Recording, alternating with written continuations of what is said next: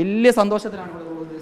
അതെ അതെ, ഞങ്ങൾ വളരെ വളരെ സന്തോഷത്തിലാണ്. കഴിഞ്ഞ 2 ദിവസമായി 2024 കേന്ദ്ര ആഭ്യന്തര മന്ത്രാലയം രാജ്യത്തെ ഏറ്റവും നല്ല മികച്ച 10 പോലീസ് സ്റ്റേഷനുകൾ തിരഞ്ഞെടുത്തത്. അത് 5ാം സ്ഥാനം ആലത്തൂർ പോലീസ് സ്റ്റേഷന് കരസ്ഥമാക്കാൻ കഴിഞ്ഞതിൽ ഞങ്ങൾ ഏറെ എങ്ങനെയായിരുന്നു ഇതിൻ്റെ ഒരു തെരഞ്ഞെടുപ്പൊക്കെ എങ്ങനെയായിരുന്നു? ഈ തെരഞ്ഞെടുപ്പിൽ കുറച്ച് ക്രൈറ്റീരിയകളുണ്ട്.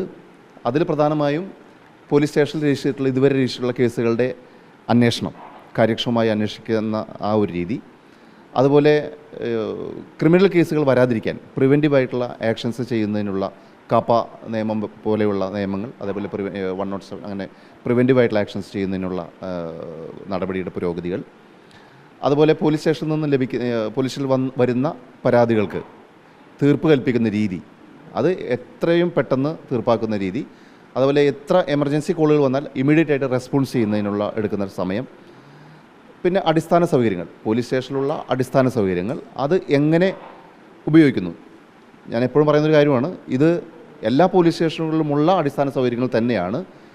ഈ അടിസ്ഥാന സൗകര്യങ്ങൾ ഞങ്ങൾ ഏറ്റവും ഭംഗിയായി യൂട്ടിലൈസ് ചെയ്തു. അതാണ് ഞങ്ങൾക്ക് പ്രത്യേകത. അതായത് എല്ലാ സ്റ്റേഷനിലും ഈ സൗകര്യങ്ങളുണ്ട്, പക്ഷേ അത് ഏറ്റവും മികച്ച രീതിയിൽ ജനങ്ങളിലേക്ക് എത്തിക്കുന്നു എന്നാണ് ആലത്തൂർ പോലീസ് സ്റ്റേഷൻ്റെ ഒരു പ്രത്യേകതയായിട്ട് എടുത്തു പറയേണ്ട കാര്യം. സാർ, ഇവിടെ നമുക്ക് എത്ര ഉദ്യോഗസ്ഥരുണ്ട്?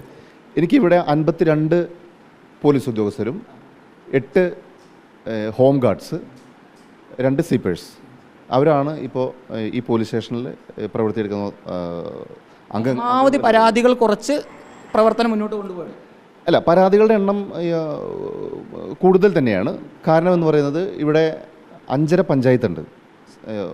ഒരു വലിയൊരു സ്റ്റേഷൻ തന്നെയാണ്. ഏകദേശം ഒരു 40 കിലോമീറ്ററോളം റേഡിയസ് വരുന്ന ഒരു സ്റ്റേഷൻ തന്നെയാണ്. പക്ഷേ എനിക്ക് പറയാനുള്ളത്, ഈ ഒരു അവാർഡ് ഞങ്ങൾക്ക് കരസ്ഥമാക്കാൻ ഇട നൽകിയത് ആലത്തൂരിലെ ജനങ്ങൾ തന്നെയാണ്. ഒരു പ്രേക്ഷകനെ, അതായത് പറയുന്നത് ഈ സൗകര്യങ്ങൾ കണ്ടിട്ട്, ലോക്കപ്പ് റൂമിലെ സൗകര്യങ്ങൾ കണ്ടിട്ട് അയാൾ അറസ്റ്റ് ചെയ്തിട്ട് ഇവിടേക്ക് ഇടണം എന്നുള്ളതാണ് പറയുന്നത്. അയ്യോ, ഒരിക്കലും അങ്ങനൊരു അവസ്ഥ ഒന്നും ഉണ്ടാവരുത്. അത് നല്ലൊരു കാര്യമല്ല. ക്രൈം കുറയ്ക്കാൻ വേണ്ടി എന്തൊക്കെ പ്രിവെൻറ്റീവ് മെഷേഴ്സാണ് ശരിക്കും സ്വീകരിക്കുന്നത്? സ്ഥിരമായിട്ട് ഒന്നിൽ കൂടുതൽ ക്രിമിനൽ കേസുകളിൽ ഉൾപ്പെടുന്ന ആളുകളാണെങ്കിൽ അവർക്കെതിരെ ഞങ്ങൾ ഹിസ്റ്ററി ഷീറ്റ് ഓപ്പൺ ചെയ്യും. അതിനൊപ്പം തന്നെ 107 റിപ്പോർട്ട് എന്ന് പറയുന്നുണ്ട്. സബ് ഡിവിഷണൽ മജിസ്ട്രേറ്റിന് കൊടുക്കുന്ന റിപ്പോർട്ടാണ്. അപ്പോൾ നല്ല നടപ്പിനുള്ള ഓർഡർ വാങ്ങിക്കും. അപ്പോൾ ഇതെല്ലാം അവർക്ക് ആദ്യ സമയങ്ങളിൽ അവരെ നല്ല രീതിയിൽ കൊണ്ടുവരാനുള്ള നടപടികളാണ്. ആദ്യം നമ്മൾ ഉപദേശിച്ചു കൊടുക്കും. ഉപദേശവും കഴിഞ്ഞില്ല, അതിനർത്ഥം നിയമ നടപടികളിലേക്ക് പോകുന്നു. ഈ വക കാര്യങ്ങൾ കൊണ്ട് അവർ നന്നായില്ല, വീണ്ടും ക്രിമിനൽ കേസുകൾ വരുന്ന ആളുകളാണെങ്കിലാണ് അവർക്കെതിരെ കാപ്പ പോലെയുള്ള നിയമ നടപടികൾ സ്വീകരിക്കുന്നത്. പരമാവധി ഒരു പ്യൂണിറ്റീവ്, അത് ക്രിമിനൽ പണിഷ്മെൻറ്റ് കൊടുക്കുക എന്നുള്ളതല്ല, അതിനേക്കാൾ അവരെ നല്ല രീതിയിൽ കൊണ്ടുവരാനുള്ള ശ്രമങ്ങൾ കൂടി നടത്തുന്നു എന്നുള്ളതാണ്.